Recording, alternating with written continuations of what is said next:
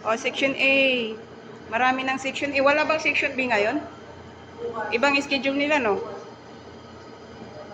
Guys, good morning. Section A. Marami na po kami ngayon. Ayan. Kasi magpi-picture taken po kami ngayon para sa ID po namin.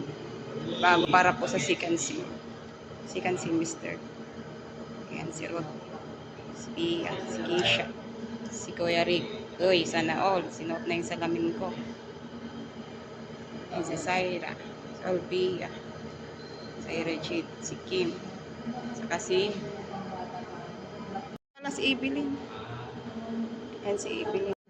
Oy, mag-UC break. Oh, UC break lang yung isa. Nakabidyo ka.